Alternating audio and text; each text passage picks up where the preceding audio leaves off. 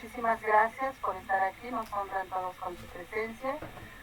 Pues aquí está presente nuestro compañero, camarada, el profesor Manuel Garcés, hoy con el tema las masacres de los federales en Milpalta. Adelante, profesor.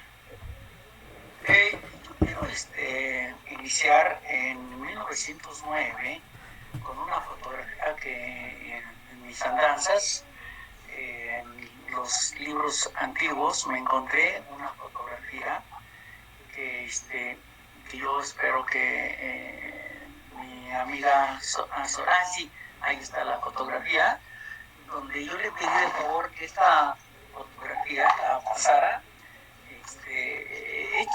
Esta, no sé si la conozca la mayor parte de ustedes, pero si vemos abajo dice fusilamiento de Arcadio Jiménez, Hilario Silva y Miguelino Martínez, Chalco, Estado de México, 28 de abril de 1909.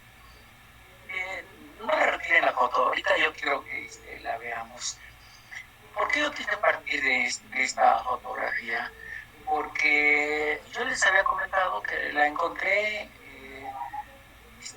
hace ya varios años y me llamó la atención. Es una fotografía que tendrá como unos cerca de 40 centímetros de largo por unos 32, 33 centímetros de ancho, color sepia. Y me llamó la atención porque está en nuestra región, aquí en Chalco, y me llamó la atención en 1909. También es que la revolución empezó en 1910 con, con la sublevación de Francisco I. Madero, donde nos invita a acabar con este gobierno represor que tuvimos en todo este país. A esto yo les recomiendo que puedan leer México Bárbaro de John Turner. El libro a mí me lo han dicho principalmente mis alumnos que hasta les dan ganas de llorar, cómo se daba la situación de castigo, ¿no? Cómo se les trataba peor que animales. Repito, el libro de John Turner, México Bárbaro, que fue un periodista norteamericano que se hizo pasar como una persona, como empresario, para que le explicaran todo lo que estaba, cómo trabajaba la hacienda, pues tenían peones, cómo los maltrataban, de dónde los traían, principalmente eran yaquis, y eran personas que les daban, cuando les daban de comer, pues eran bolas de masa hervido nada más, y les daban, cuando les daban carne, muchas veces la carne ya hasta tenía gusanos. Cuando ellos se morían, los cadáveres los aventaban a los pozos donde había cocodrilos y que los devoraban. Es terrible, y tanto que para los peones era normal esta situación, que me parece que en el tercer capítulo, una de las de los peones, era de la cocina, le dijo al más cercano, ¿no? Colaborador del hacendado que tenía, le decía que ya no estaba contenta en esa hacienda, que si por favor la podía vender a otro patrón. Bueno, tanto era la insistencia que la vendió, y la encuentra después de varios meses y le dice: ¿cómo te va con tu nuevo patrón? Bien. ¿Por qué? Es que él sí me golpea cuando no hago las cosas. Ahí está, en el libro. Imagínense ustedes, ¿no? Lo vean normal, de los golpes. Entonces, esto para entender la situación, es parte, ¿no?, de la situación de que se vivió aquí en el país más de 30 años con Porfirio Díaz. Y nuestra región no estuvo fuera de esa situación que se dio. Tuvimos haciendas en estos lugares, como fue la hacienda de San Juan de Dios, con 877 hectáreas. Estamos hablando de la parte sureste, principalmente lo que es actualmente el municipio de Chalco. Tenemos la hacienda de la Asunción, la Hacienda del Monte, con 114 hectáreas, la de la Asunción y el Monte con 706 hectáreas de monte. La Hacienda de San José Achalco, con 101 hectáreas y 32 de caballerías. La Hacienda de Jico de Don Íñigo Noriega, de 5,000 hectáreas, la que colinda precisamente esos terrenos con Tláhuac, y aquí con Tecom, ese sería mi parte. La Hacienda Compañía, la Hacienda del Real del Morán, la Hacienda de Guadalupe, la Hacienda de Tlapala y la Hacienda de Miraflores. Pero por el lado de Villacuapa teníamos justamente la Hacienda de Papa, la Hacienda de San Antonio, y teníamos también la Hacienda de Ría, esas haciendas. Y también teníamos aquí en Milpalta, hubo una hacienda que posiblemente no se tenga bien ubicada, pero muchos creen que está en la parte de Tláhuac, que es la hacienda de Santa Fe de los Agogoites, que precisamente está en Tetelco, pero hasta ahí llegan los límites de Milpalta, esa hacienda a esta alcaldía. Entonces nuestros campesinos iban a trabajar. ¿Por qué lo comento? Porque no había rebelión, no había rebeliones, porque utilizaban luego ¿no? la represión. Y en esta foto que tenemos de don Arcadio Jiménez, Hilario y Marcelino Martínez del Estado de México, lo podemos ver. Miren, les voy a describir la fotografía, pero primero les digo que yo compré la foto y la enmarqué, la tengo enmarcada. En una visita de un amigo, el arquitecto Pedro Elizalde Cholalpa, me dice, se queda viendo la foto y dice, a mí yo tengo una réplica de esa foto. Es de Ayotzingo. Le digo, pues dice, no, es de Ayotzingo. Su esposa, la maestra Concepción Salas Torres, laboraba en la Escuela Técnica 28 de Cochcali, allá en San Pablo Tlaxcala, y en una exposición que hubo de fotografías antiguas, alguien llevó esta fotografía también, y la mamá de este joven dice, oiga maestra, yo tengo la historia de esta fotografía, de este fusilamiento de esos tres campesinos. Azarosamente, entonces la señora le entrega la historia y dice, ¿cómo la tiene? Dice, esta es de generaciones que se ha dado en la familia, y bueno, ya que está aquí la foto, pues yo le voy a traer la historia. Me dio gusto, ¿no? Me dio gusto. Le conté con lo que ustedes están viendo. Y nos dice, estamos hablando antes del levantamiento de Francisco y Madero, en la revolución, un año antes. Nos está comentando que fueron llevados a estas tres personas, pero con el auxilio espiritual. Ustedes pueden ver, ahí está un sacerdote de los federales que están ahí, a la izquierda, al fondo está un sacerdote. Nos dice que ellos los fueron a sacar de la celda, de la cárcel de Chalco, en la noche. Y dice que estos reos se los llevaron al paredón para que se despidiera de sus familiares. El jefe político de Chalco se dirigió a Arcadio y le vendó los ojos.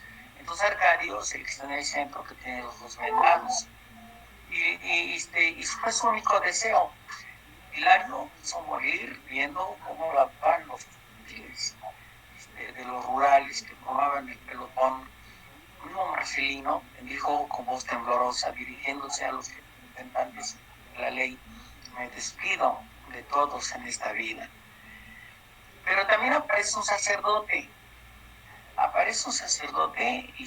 Que les dieron la bendición, y hay un teniente, que es un decote, donde ya está todo listo para la ejecución, levantando la espada y bajarla, la descarga y de inmediato a cada uno el tiro de gracia.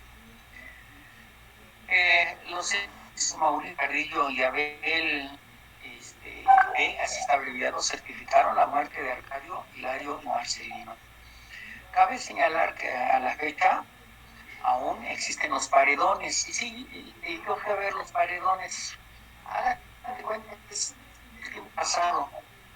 Ahí están los paredones. La familia no ha querido quitar los paredones porque de la historia de estos personajes. Ahora, la pregunta es esta.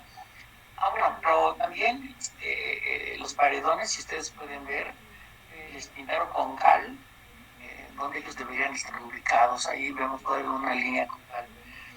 Ahora la pregunta que hacemos, ¿cómo es posible que el ayuntamiento conmoviera a los vecinos?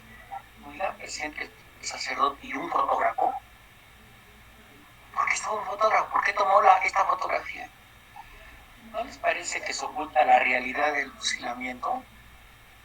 Consideramos que la muerte que le achacaron a estas personas, achacaron la muerte de una persona, posiblemente se debió a que ellos mataron a un hacendado, a un hijo de hacendado, familiar de hacendado. Si hubiesen matado a una persona cualquiera, pues no hacen todo esto, el sacerdote, el pelotón y todo lo que podemos ver en la fotografía. Al parecer, ¿no? Y eso es la conclusión que sacamos, fue como escarmiento para que no se rebelaran más personas en contra de los hacendados. Fue algo para que la gente dijera, pues, si vuelven a rebelarse, esto va a pasar como le pasó a estos tres campesinos. Esto es lo que nosotros sacamos como conclusión. Con el arquitecto, con la maestra, dice, tiene razón, ¿por qué tanto, no? Yo creo que si hubiesen matado a un campesino común, una persona común, ya, ¿no? Están en la calle, nos los fusilan. Pero, pues no se dio. Yo quise partir ahí de 1909, en la fecha que nos señala la fotografía en la parte de abajo. Bien, si nosotros vemos en 1911, después de se subleva Francisco Madero, pone fin a lo que es el gobierno de don Porfirio Díaz, con lo que nosotros llamamos, o la historia lo reconoce como el Tratado de Ciudad Juárez. Y con esto Díaz sale huyendo del país en el barco Ipiranga, rumbo al lugar donde siempre quiso, que fue Francia. Ya para 1911, en ese mismo año, quien asume el poder fue Francisco León de la Barra, que ocupa la vicepresidencia de una forma interina, pero era una persona también de la élite porfirista. De ahí empezamos a tener ya problemas de represión muy fuertes. Imagínense, ¿no? Francisco León de la Barra, siendo porfirista, pues iba a seguir también los lineamientos políticos de Porfirio Díaz. Para 1912 se levanta en armas Pascual Orozco, pero en contra, ¿no? de Madero. Hasta que el siguiente año, en 1913, se da la decena trágica. Victoriano Huerta, quien acaba con la vida de Madero, se María Pinocho. Pero viendo un poco la historia, cómo estos personajes estuvieron encerrados durante ese lapso de 10 días que se dio el tiroteo. Pero aquí hay algo también importante. En esta escena trágica, que por cierto, cuando nos llevan rumbo a la penitenciaría, donde hoy conocemos como San Lázaro, donde fueron fusilados, también estuvo hasta el último momento Felipe Ángeles. Hasta el último momento estuvo con Madero y con José María Pino Suárez. Felipe Ángeles, que se decía que era agnóstico, él en esos 2 o 3 días que estuvo encerrado, tenía 2 libros en la mano y cuando se los llevaron a la penitenciaría a Madero y a Juárez, le dijeron a Felipe Ángeles, no, tú te quedas. Y su biógrafo nos dice que un libro era la vida de Napoleón y el otro libro era la vida de Cristo. Entonces yo creo que en el alma, ¿no?, llevaban la vida de estos dos personajes, principalmente de Cristo, aunque se decía que era agnóstico. Para 1900, estamos hablando de ese año, la escena trágica, pues llegamos a tener problemas ya ahora sí muy fuertes con el usurpador, con Victoriano Huerta, estado precisamente por el embajador norteamericano en México, Wilson. Ahí vino a darse una situación que considero también importante ya en ese año, estamos hablando de 1914, cuando se da una matanza aquí en la fábrica en Tecome, hablando de la fábrica de alcohol que hubo en el pueblo, y platicando precisamente con el maestro Arturo Villanueva, su papá, Agustín Villanueva, me dio unas hojas donde narra el maestro Villanueva lo que sucedió de esa matanza. Le di las copias, él me está escuchando, le digo, mira, esto me lo dio tu papá, están los originales, le siguen los originales, saqué copias, esto me lo dio tu papá, con letra a máquina mecánica y con el papel de aquellos del tipo. En esto nos explica el maestro, ¿verdad? El maestro Arturo, estos datos son recientes que estamos señalando, nos dice que en 1914, y esto yo lo transcribo en el libro del psicopatrismo me falta, dado que estos pueblos fueron zapatistas y Zapata tenía como reducto de mucha confianza los pueblos de Milpalta, de Tláhuac, de Milgo. Entonces el movimiento huertista y después cuando empezamos a tener ya el derrocamiento de Huerta y vino ya Venustiano Carranza, haciendo hincapié que para esto se llevó a cabo Grande Yala, Yoshuscla, y dio un motivo de que el 4 de diciembre Zapata vivía en Xochimilco, de ese año del 14, y entonces estos lugares eran eminentemente zapatistas. Por lo tanto, tanto la gente de Victoriano Huerta, que estuvo un poco tiempo en el poder, no sé, aproximadamente como año y medio, y ante el plan de Guadalupe de Carranza, lo termina y sale huyendo. También esto a raíz precisamente de la toma de Zacatecas, donde estuvo Felipe Ángeles, uno de los estrategas para lograr esa batalla de Zacatecas, en contra del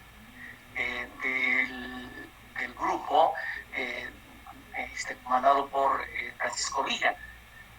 Fueron como 6 días de combate donde participaron aproximadamente unos 12,000 combatientes entre ambos bandos, y esto fue la derrota de Huerta. Entonces, cuando asume a la presidencia Carranza, y en esa época de Carranza, del carrancismo, es cuando se dio la matanza en la fábrica de alcohol aquí en Tecome. ¿Qué pasó ahí? Nos narra el maestro Quintil que las mujeres iban huyendo porque cuando tenía conocimiento que llegaban los carrancistas a estos lugares, pues la gente se huía hacia Morelos, atravesaba el Chichinauch, el monte, ¿no? Entonces iba un grupo de personas, el maestro no dice cuántas mujeres, pero era un grupo numeroso, y entonces las mujeres iban cargando a sus niños, se acostumbraba con el rebozo, el martes antes iban cargando los niños, otros los llevaban de la mano, y iban huyendo precisamente de la toma que los carrancistas estaban realizando por estos lugares. No nos dice de dónde eran las mujeres, de dónde eran, pero sí, obviamente comulgaban con el zapatismo. Los carrancistas se dieron cuenta de ello, las alcanzan en un lugar que nosotros lo conocemos como el Ayaquemet, que es lo que nos divide a Milpalta con el municipio de Hidalgo, en especial donde está el monte de Tetelco, de Tezcompa y Ayotzingo. Ahí las alcanzan al grupo de señoras con sus niños, las obligan a bajar. Ya se imaginan ustedes, no iban a decir por favor, no, con calma, no, con la tiranía y además ellos tenían el odio contra todo aquel que ya estaba de acuerdo con Carranza. Las bajan a Tecómic. En Tecómic estaba una fábrica de alcohol, así le llaman, fábrica de alcohol. Lo pueden constatar bueno, esto se encuentra de la parte del jardín hacia la parte norte, y donde abrieron un lugar donde hay un café, hay varios negocios, abren hacia la mitad de la manzana que está al lado norte, es la familia Barragán, Barragán. Y ahí yo recuerdo que hay un expendio de petróleo, y tenían también ahí un establo de vacas. Y bueno, pues ahora está totalmente cambiado, tiene negocios, son varios negocios. Uno entra con el carro y hay unos textos donde dice, aquí estuvo la fábrica de alcohol, aquí estuvo aquí estuvo un establo, ahí está, y nos habla de la fábrica de alcohol. Pero como yo viví como a media manzana, el jardín, le llamamos el jardín de la Corregidora, ahora le llaman Plaza de la Corregidora, pues era como nuestro patio. Y ahí jugábamos los que vivíamos alrededor del jardín. Y recuerdo que me metía ahí entre los paredones antiguos y todavía yo vi un trapiche. Ese trapiche todo lo tiene la familia. Ya no en ese lugar, rumbo al panteón, ahí lo volví a ver. Es una piedra redonda, en medio tiene un hueco. No sé, yo la verdad no entiendo por qué le echan fábrica de alcohol. Porque había un trapiche, si por acá no era zona cañera, ¿no? Para moler la caña y obtener el jugo y procesarlo. No lo sé, pero aquí los nativos lo conocen ese lugar como el lugar de la fábrica de alcohol, y así lo dice el profesor. O si yo los invito a que se van a este lugar, es un café, se llama Café Corazón Contento y otros negocios. ¿Sí? Ahí está la placa, ahí donde da fe de lo que estoy diciendo. Entonces, bajan a las señoras con sus niños. ¿Se imaginan ustedes las señoras llorando, los niños?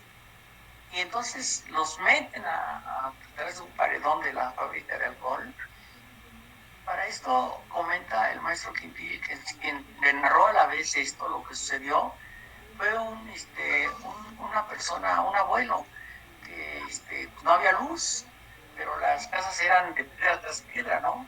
Y dice que el señor estaba viendo a través de la barda de piedras, estaba viendo cómo meten a las señoras con los niños y empiezan ellos a dispararles. Mataron a todos. Más que crueldad, ¿no? De los carrancistas. Pero además, cuando los carrancistas ocuparon nuestras iglesias como cuarteles, cuando se dio el saqueo de objetos sacros. Aquí la iglesia de Ticomen, como muchas iglesias, como me centro acá en el pueblo, el piso era de madera, era de tuela. Entonces, los nazistas traían a sus mujeres, que les llamaban las guachas, mujeres descuidadas, altas, y al parecer pues, eran del norte. Entonces arreglaban toda la madera y con esa cocinaban dentro de la misma iglesia. No tenían ellos algún espíritu religioso, nada. Ellos estaban inyectados precisamente en el sentido de que ellos tenían que recurrir a las políticas de finanza. Ahorita les voy a explicar una situación también muy importante. Este tipo de situaciones que se dio y el fusilamiento, en Comitán tenemos dos fresnos con troncos demasiado gruesos, donde ahí colgaban, agarraban a zapatistas y los colgaban. Además, todo joven que veían, lo ingresaban a su ejército, ellos le llamaban la leva. Entonces, los jóvenes y las personas adultas con condiciones físicas decían, ya vino la leva, y los incluyen a la fuerza al ejército carrancista. Este señor dice que vio cómo los mataron a todos, pero en la esquina yo cuando he dado algunas pláticas, les digo, aquí estaba un pozo, y lo platican, hubo un pozo, y todos los cadáveres de niños, de señoras, los arrojaron al pozo, con esto taparon, ahí estuvieron. Esto, de toda esta matanza, hicieron su avería, se fueron los soldados carrancistas, saqueaban a nuestra gente lo que podían, se llevaban sus pocos animales que tenían ellos, y de ahí vino el dicho que todavía algunos abuelos lo dicen cuando algo le extraen, es como sinónimo de robo, ya me lo carranciaron. No sé si sinónimo de robo, sinónimo de que ellos se llevaban lo poquito que teníamos, que tenían un borreguito, un puerquito, cosas más se pueden llevar. Entre todos ellos, un niño sobrevivió. Abrazaba a la madre, su madre, imagínense, está muerta, y el niño llorando, abrazando a su madre tirada. Eso lo platica el maestro Quintilio Villanueva. Y entonces se van los carrancistas y sale la persona que estaba escondida y agarra y se lleva al niño. Pero en eso vuelve a oír los cascos de los caballos. El señor deja al niño y se vuelve a esconder y se lo llevan los carrancistas. ¿Qué pasó, Pinta? Esa es la primera matanza que yo les narro por orden cronológico. Matanza, yo le pongo ahí la matanza en la fábrica de alcohol. Bien, por cierto que ahí habla que esa fábrica de alcohol dejó de trabajar hasta después de la revolución. Yo le decía a la dueña, le digo, no, esto fue antes de la revolución, porque los dueños, el señor Evaristo, salió huyendo de Tecómic y deja todo, entonces la fábrica dejó de funcionar precisamente en los albores de la revolución, no después de la revolución. Pero bueno, pueden ver este texto, ¿no? Ahí está.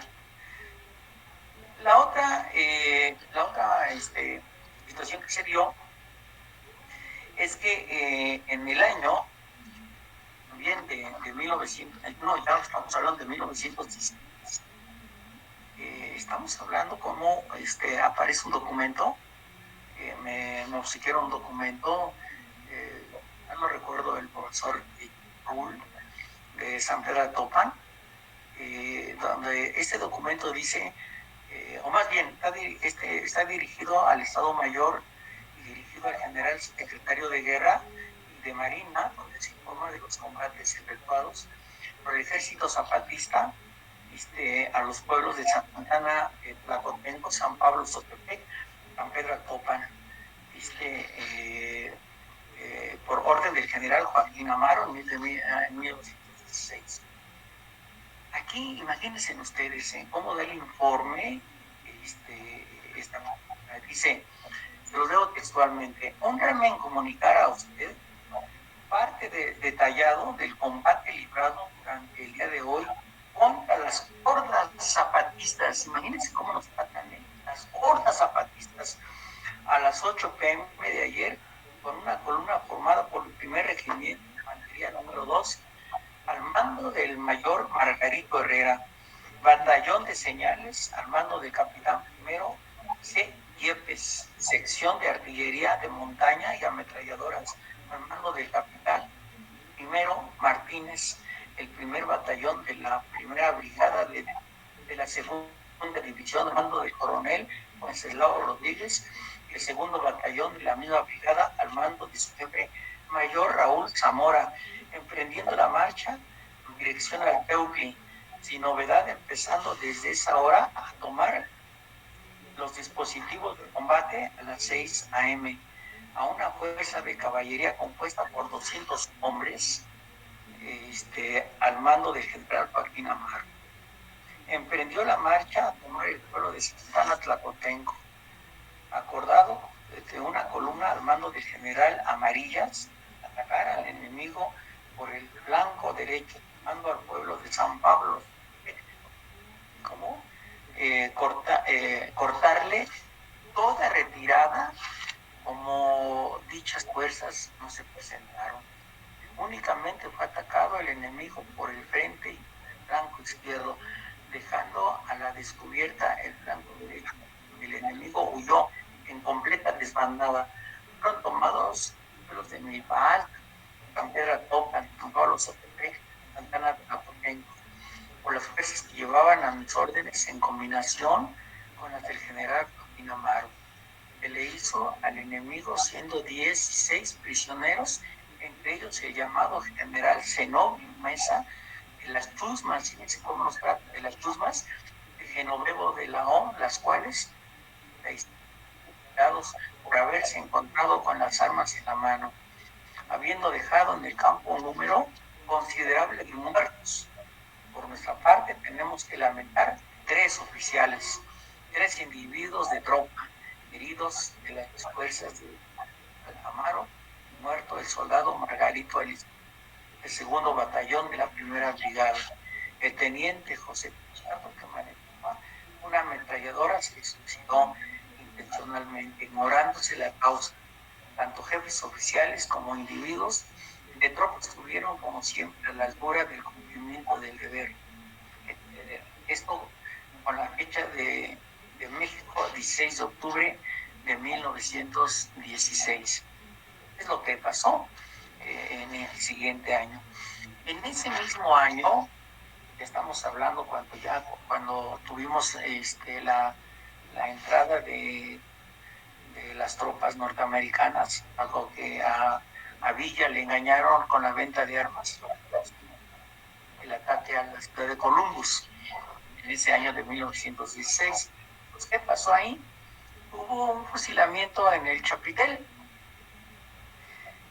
El Chapitel lo podemos ver que es el lugar donde se encuentra la comandancia de policía de Villa Milpa Alta, en la contraesquina, donde hay un estacionamiento que colinda precisamente con el panteón de Villa Milpa Alta. Ahí hubo un grupo de amigos, un grupo de unos cronistas de nuestro de la crónica, dieron la tarea de colocar una placa de bronce haciendo alusión a este fusilamiento en el Chapitel, pero a raíz del cambio de piso que se dio, desapareció. Dicen, ¿cómo es posible que desaparezca una placa si estuvieron los trabajadores de la alcaldía y ahí en la esquina está la comandancia de policía? Debemos de pensar que fue con toda intención y pues ahora se hizo la petición para que se vuelva a reponer esa placa. Nos dicen que, durante el movimiento revolucionario, la gente que seguía a Zapata, precisamente se junto allá, en todos los que estamos hablando de Milpa Alta, que se dio la masacre, recordada anualmente por las organizaciones culturales, rendiendo homenaje. Se cree que fueron aproximadamente 160 milpaltenses masacrados un 15 de octubre de 1960. Algunos iban saliendo de la iglesia, todos los formaron ahí y los fusilaron en ese paraje de Chapitel. Aquí y yo debo de reconocer al grupo cultural comunitario Tepechingat, precisamente fue acá, y donde nos daba cuenta de lo que había sucedido. Como es un lugar, mi padre sabemos que tiene sus calles inclinadas, yo oí una vez una plática con el doctor Francisco Chico, después de este fusilamiento, 200 zapatas, acababa de llover y la sangre corría hacia la parte de abajo, en la parte norte de todos los que habían fusilado. Es una situación también que no debemos olvidar, porque te digo pues en ese sitio. Tenemos otra situación que se dio, fue la matanza de Temuca. Estamos hablando, bueno, perdón, yo me salté un poquito, estamos hablando de la matanza de Temuca de 1914. Esta matanza de Temuca nos los contó nuestro compañero cronista joven de San Pedro Topan, Cristian Mancilla Jiménez.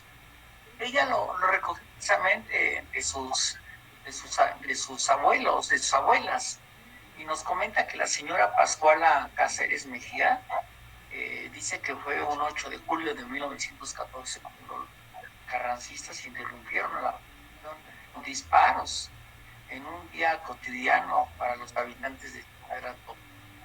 Y mataban, aquel que encontraban, lo mataban, sin preguntar, ¿eres zapatista o no? No. Le comentaba a la señora Pascuala que, así como decimos, ¿no? A ton y a son, casa por casa iban matando. Los casares llegaron al lugar de la familia Villanueva Cázares, donde el dueño, el señor Modesto Villanueva, está en brazos con su hija Juanita, de 2 años de edad. Los francistas, sin preguntar quiénes son, le dieron de balazos. Y por instinto, el señor Modesto alza la mano en defensa de su pequeña, protegiéndola de los impactos de las balas, el cual le vuela los dedos y acaba con la vida.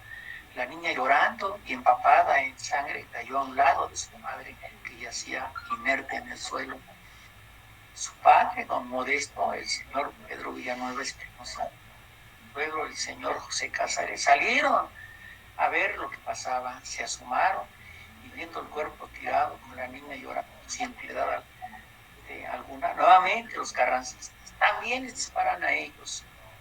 Señora Pascuala narra estos hechos y lo ha narrado de generación en generación, y afortunadamente nuestro amigo cronista de San Pedro Topan, Cristian Mancilla Jiménez, lo escribió y nos dice que esto, cuando lo contaba la señora con los ojos llorosos, ¿no? Lo que le habían platicado sus ancestros.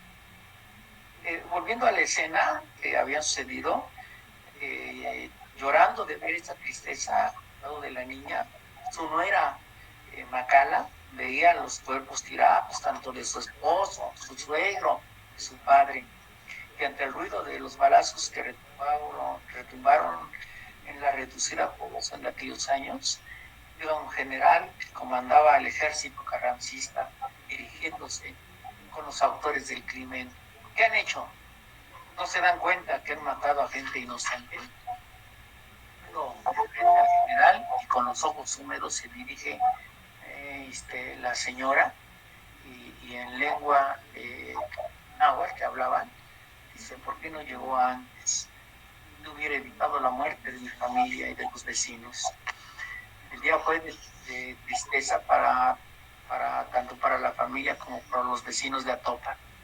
Llegó la noche y en la modesta casa de la familia Villanueva del paraje de Temuca, por eso así le llaman la matanza de Temuca, velaban los 3 cuerpos, don Modesto Villanueva, don Pedro Villanueva y don José Castro. Recuerda la señora Pascuala que ese día tenía que velar otras 50 personas aproximadamente en el pueblo, por el cual solo una señora fue a dejar la cera al hogar de la familia Villanueva. Los habitantes del poblado permanecían escondidas ante el miedo que volvieran los carrancistas y los mataran. Al día siguiente, como pudo, la señora Pascuala sepultó a sus familiares en el panteón del lugar. En esos años se encontraba en el atrio de la parroquia. Ante este aterrador panorama y el dolor de la familia, decide doña Pascuala llevarse a su mamá y a sus hijos a San Gregorio Atlapulco, donde sin conocer a nadie busca un refugio para la protección de la familia. No faltó un generoso vecino que le facilitó un cuarto donde vivir por poco tiempo mientras se calmaba el sangriento episodio en su tierra natal por los Carrancistas. Recordaba la señora Pascuala que su nuera, la viuda Macala, tenía 22 años con 4 pequeños. En esta situación de dolor que atravesaba, le daba por caminar hacia el pueblo de San Gregorio, y durante el camino real que le llevaba con su hijo, que se llamaba Juanito, ya por eso tenía 15 días de haber nacido, sentaba en un peñasco bajo los rayos del sol, donde se ponía a llorar amargamente al recordar la masacre de estos carrancistas. Dentro de sus lamentos, Macala decía entre sollozos: Diosito, no puede ser tan malo, no pudo haberme quitado a mi suegro y a mi papá. La gente de San Pedro Atopan, que casualidad la veía llorar, la calmaba y le decía: vamos señora. Ella respondía: estoy esperando a mi marido. La gente le contestaba: marido ya nunca va a venir, ya murió.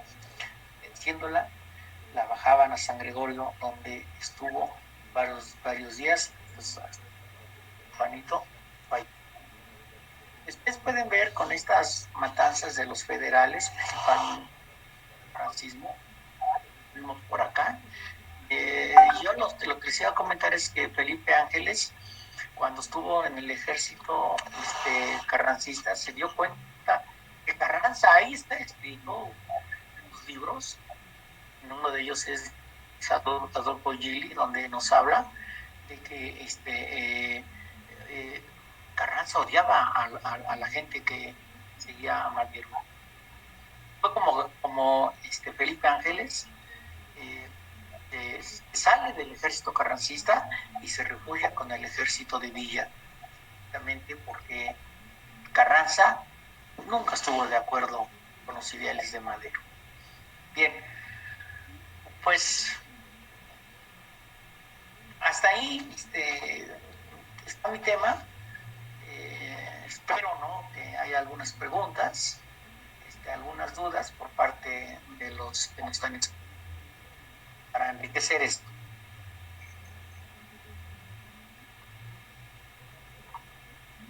Muchas gracias, profesor. ¿Preguntas, compañeras, compañeros? Bueno, sí. Adelante, compañero Arturo Villanueva, adelante. Bueno, por lo que oigo, lo que has narrado, Manuelito, yo creo que es tema para un libro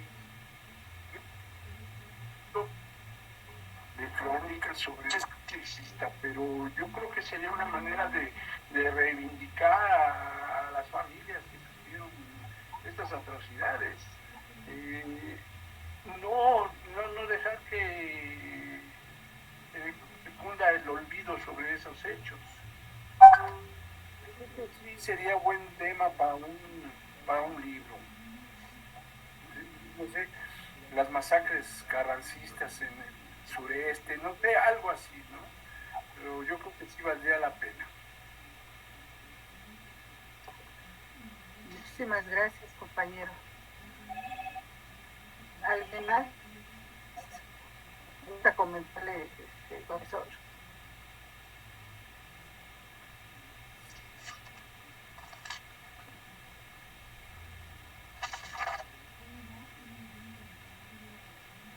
¿Tiene algún comentario, pregunta, duda?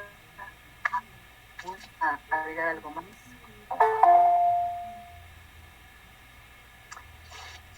Pues Pues yo muy impactada porque cómo es posible tener ya un fotógrafo para este tipo de acciones y verdaderamente la frialdad del ser humano en esa etapa, eh, esta atrocidad, ¿no? De captar este momento tan difícil.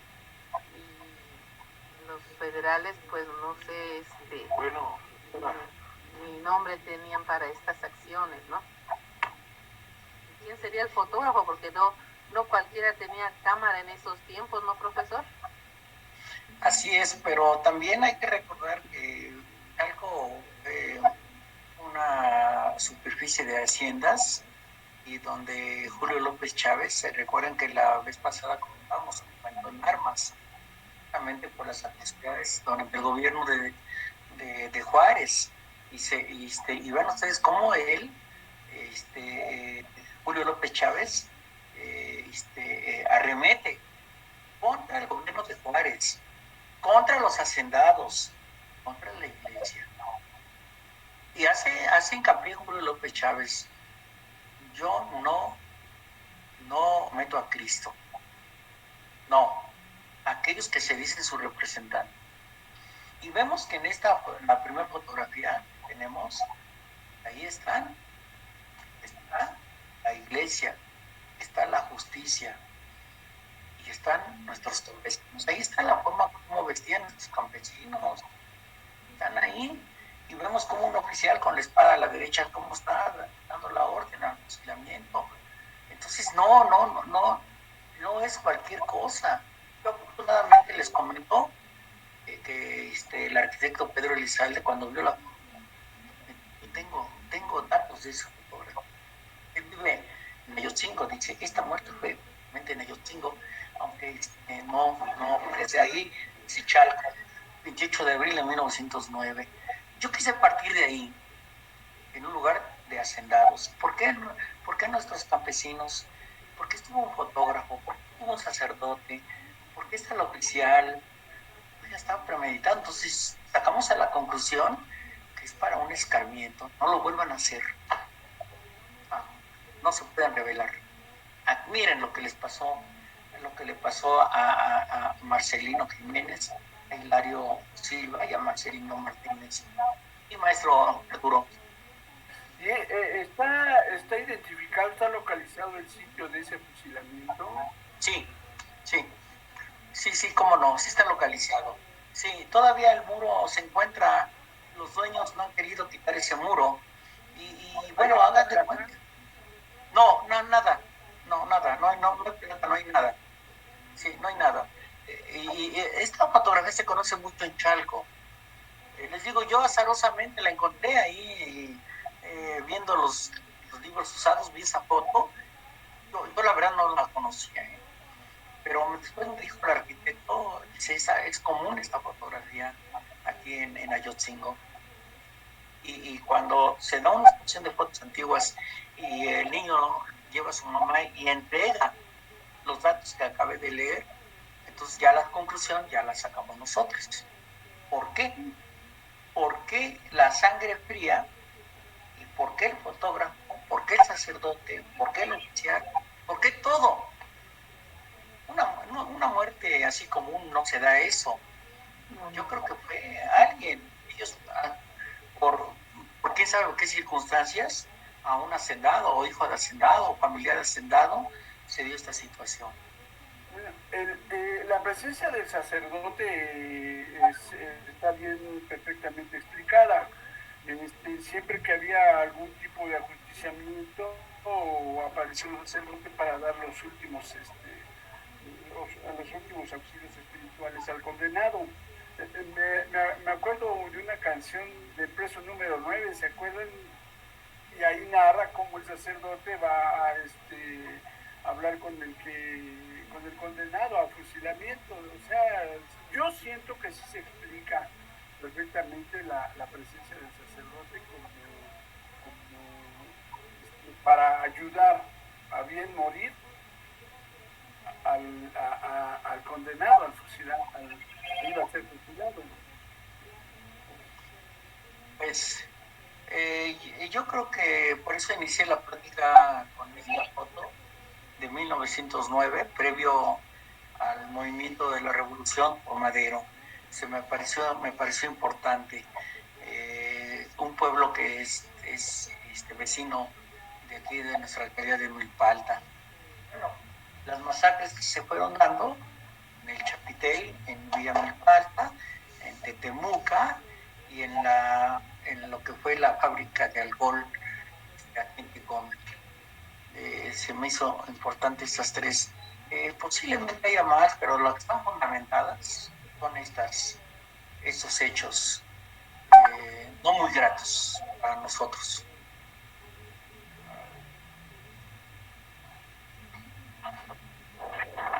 Profesor Manuel. Sí, doctor Francisco Chavira. Sí, me escucha.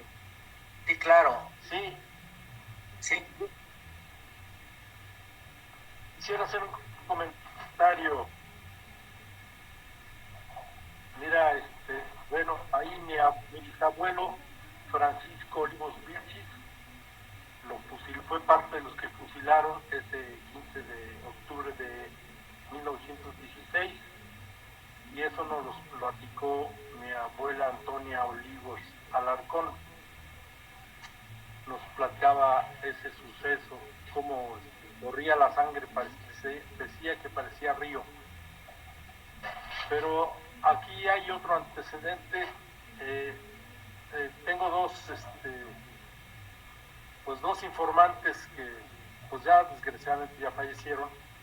Uno fue mi abuela Antonia Olivos Alarcón y el otro señor Alberto Alvarado de Los Ángeles, que pertenecía a ese señor o era simpatizante del grupo carrancista, y nos platicaba mi papá Francisco Chavira Olivos en un libro que se llama El Yaqui. Ahí aparece parte de ese relato de la presencia de carrancistas zapatistas, donde estuvieron yaquis aquí en Milpalta, y murieron muchos. Y el señor Alberto Alvarado también me comentó, y él me dio más detalles de cómo fue. No tengo la fecha precisa, pero supongo que fue antes de 1916, porque él me comentó que estaba tomada Milpalta por carrancistas, y en una madrugada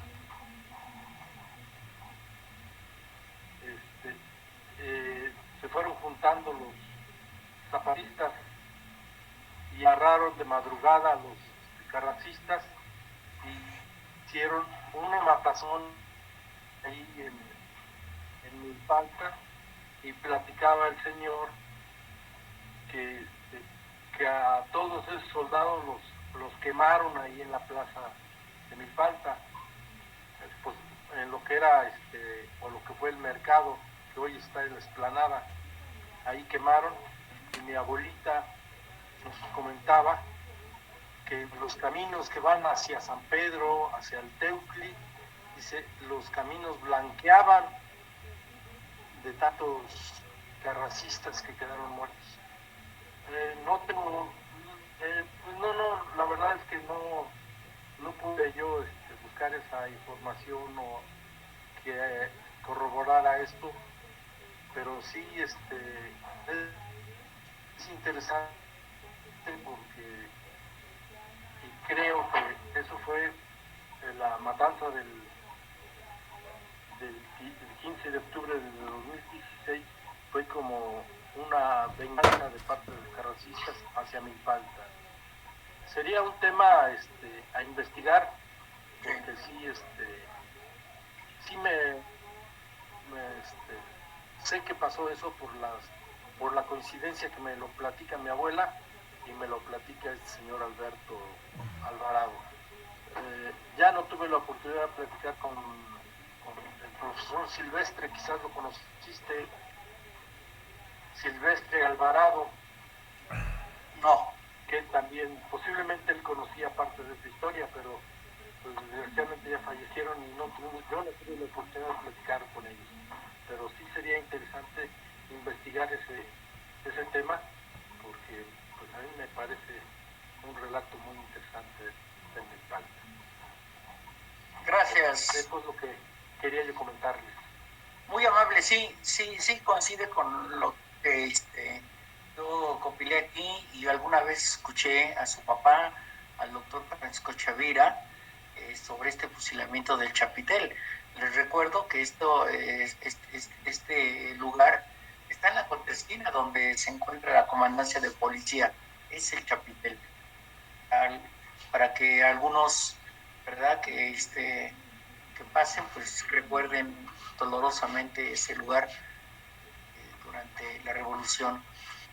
Nuestro único delito como milpaltenses, como xochimilcas y tlahuicas, es ser zapatistas, defender nuestra tierra. Sí, te comento, el grupo cultural de Tezecincat nos pidió a la representación comunal que se les donara esa placa, la placa que tú hablabas que estaba ahí en el muro, pues la donó la representación comunal de Villa Milpalta y desgraciadamente pues desapareció. Nos contaron de algunas gentes quienes habían sido los que se llevaron esta placa, pero pues no nos dieron seguridad y bueno, pues queda ahí. Ojalá y algún día tenga esa información, y si tengo esa información poderla concluir con la idea que tengo y poderles informar cómo estuvo. Gracias, muy amable.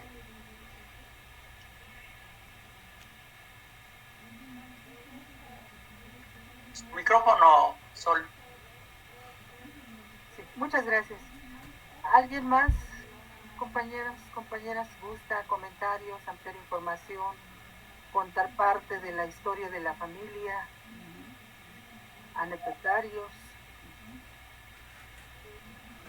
Adelante, la palabra es suya.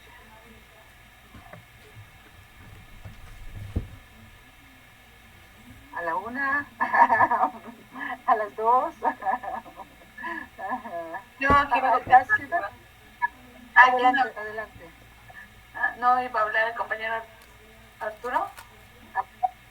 ¿Arturo? Adelante, compañero Arturo. ¿Va a hablar compañero Arturo? No. Adelante. ¿No?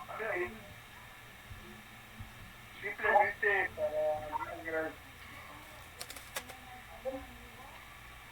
para agradecer a Manuel, estuvo con las opiniones de los que querían. Digo, seguimos. Bueno. Se corta, Arturito, se corta, pero sí, yo entendí tu mensaje. Muchas gracias. ¿Alguien más gusta comentar? Ampliar. Yo solamente agradecer a la compañera Soledad que coordinó este trabajo y también al compañero Garcés que nos está brindando y dando todo su conocimiento. Yo me quedo muy sorprendida con estas escenas que nos describió, esta narración de la pequeña, ¿no?, que es defendida y que es asesinado este personaje y pues es algo que yo jamás me imaginé que sucedió en Milpalta, y así como que en un momento sí sentí como una historia de terror, ¿no? Como en la historia se nos ha enseñado que los zapatistas eran muy salvajes, ¿no? Y que eran los cuatreros, y en las películas, ¿no?, pero también del otro lado hubo ese tipo de situaciones, ¿no? Y volvamos al punto anterior, bueno, el que habíamos señalado anteriormente en la sesión pasada, ¿no? La historia es de quien la escribe, ¿no? De quien gana, ¿no? De los vencedores. Bien. Muchas gracias, compañeros. Muchas gracias, compañero Garcés. Muchas gracias, Sol. Gracias a ustedes. Muchísimas gracias. Muchísimas gracias a todos. ¿Alguien más gusta comentar, ampliar, expresar su sentimiento, que ya salió también en algunos de los comentarios, el asombro ante tanta crudeza, tanto salvajismo? Y aquí yo sí les quiero comentar algo que me ha llamado mucho la atención, que de esta charla, de esta plática que nos ha hecho favor el compañero Manuel Garcés, de compartirnos, de regalarnos, ha salido una propuesta, y la propuesta de hacer un libro, no dejar que se pierda, ¿no? Finalmente es la otra parte que nos recordaba también Margarita, la parte de la historia que no se ha escrito, que no se conoce. El profesor encontró esta fotografía y ahí nos ha traído todo y las diferentes experiencias que nos han compartido, que han compartido los familiares, los ancestros, ¿no? Que contaron los abuelos, las abuelitas. Entonces es algo que no debería de perderse. Vemos a una Milpalta de otra forma ahora. Jamás nos hubiéramos imaginado que al pasar ahí por la comandancia, ¿no? O aquí en la plaza de Tecón, y es parte de la historia que hay que rescatar, ¿no? Ahora que tenemos esta cuarta transformación, pues que es esa historia la que se cuenta, la historia de los pueblos. Ojalá que de aquí salga ese libro que han propuesto. Sí, pues no sé si alguien más guste comentar algo. Pues yo quisiera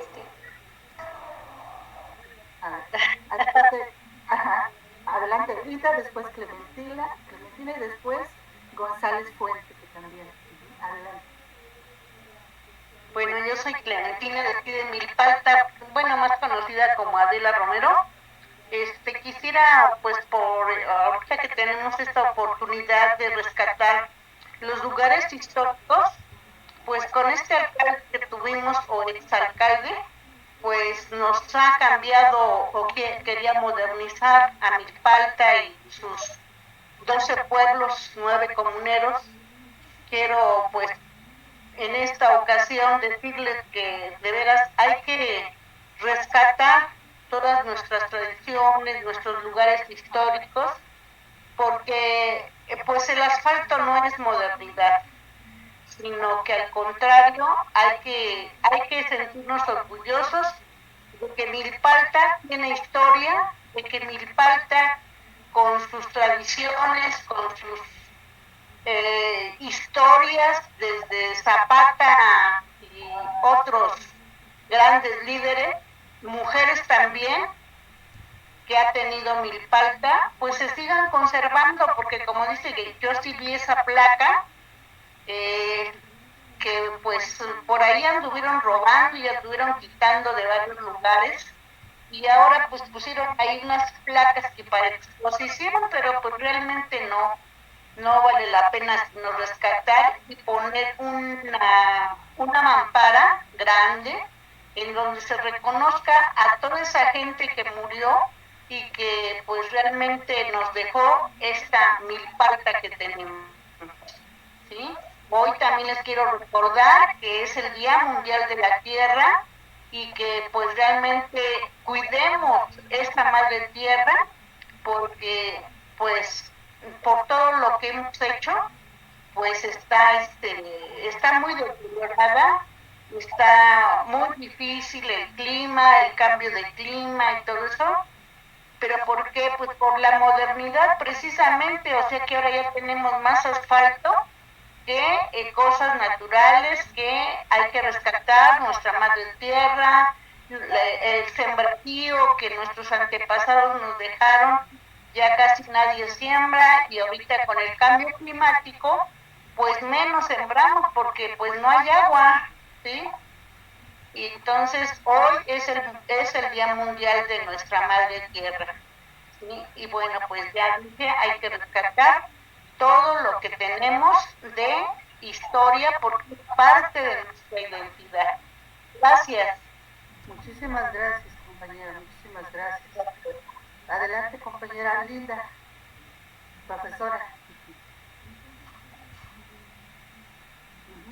Su micrófono, maestra Linda.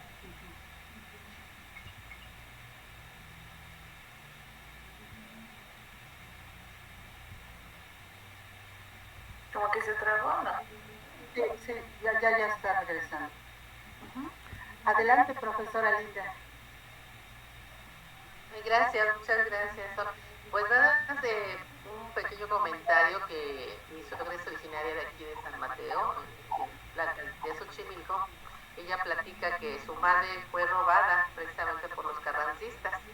Ellas se desertaban el pelo, se ponían cisne y todo, pero aún así se la robaban. Ella nos contaba que su mamá se la llevaron y hasta donde ella pudo ya separarse de este grupo fue en Veracruz, que iban en el barco y de que ya perdió su bebé, pues la desnutrición, lo mal alimentados que estaban y que echaron al bebé al mar. Entonces ella dice que después cuando ya estuvieron en el puerto y todo eso ya se pudo esconder y toda esa travesía de poder regresar aquí. Entonces esa pequeña parte de la historia también la vivimos por este territorio, de este lado también. Gracias, Sol. Muchísimas gracias, profesora, muchas gracias. González Fuentes también quería comentar. Yo pues primeramente agradeciendo toda esa información al profesor Garcés que me hizo la invitación a esta reunión, que vale la pena porque se aprenden muchas cosas. Yo la verdad ignoraba todo esto, me es impactante toda esta parte de tomar fotos de funcionamientos como si fuera un premio, como si fuera un gran logro, una meta que pudieran enmarcarse, cuando pues la verdad es que ha de tener el corazón muy duro una persona para poder compartir, bueno, en ese entonces para poder tener ese tipo de fotografías, es decir, como un ejemplo, miren, yo maté a estos y si no lo hacen, a ustedes les toca. Y pues la verdad no siento que esté tan alejado de esta realidad que estamos viviendo, pues que cualquier cosa que se quiere meter con partes del gobierno que es como más oscuras, empiezan las amenazas, empiezan a desaparecer gente, así es que siento que aparte seguimos viviendo ese aspecto. Me es muy interesante, me gustó muchísimo y agradecer otra vez de nuevo esta gran invitación. Muchísimas gracias, Mariana. ¿Alguien más gusta comentar? Francisco Chavira. Adelante, profesor. Sí, mire, en el relato que, bueno, la parte anecdótica que estaba yo comentando, coincide con el curato de por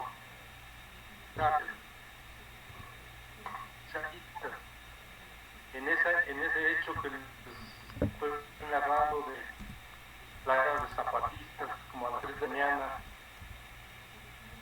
Palacio toman la plaza, y matan a 4 soldados. Y eso es, no tengo fe porque no me fue eso, pero sí tengo presente sus datos como muy vagos, pero sí está, digo, es cuestión de, hay gente de usted que es estudiosos y pudieran investigar, ver si sus datos son verídicos. Gracias. Muchísimas gracias. ¿Alguien más? ¿Un comentario? Vamos a enriquecer ese libro. Pues adelante, profesor Garcés. Nada más quiero agradecer a todos ustedes por la atención. Y bueno, a Mariana, tiene una voz de soprano. Es Mariana, es soprano, ¿verdad, Mariana? Sí, profesor. Ella tiene una maravillosa voz y ha estado con nosotros con los cronistas. profesor Raimundo, el maestro Héctor, se acuerden, estuvo con nosotros y ha participado en grandes escenarios a nivel nacional, inclusive en Bellas Artes. Jovencita ahorita está cursando el cuarto semestre, ¿no?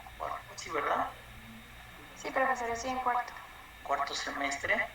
Y yo agradezco, la invité porque no hemos tenido la comunicación como exalumna, una señorita culta, precisamente es profesor de bachilleres allá en Milpalta, también conoce muy bien la región y es una familia dedicada precisamente a relacionarse con la cultura de nuestro país y principalmente Mariana, que fue precisamente inducida por su voz tan especial que la tiene en los escenarios de renombre en nuestro país. Gracias, Mariana, por conectarte con nosotros y gracias a cada uno de ustedes por estar aquí en este tema y ya veríamos el próximo tema.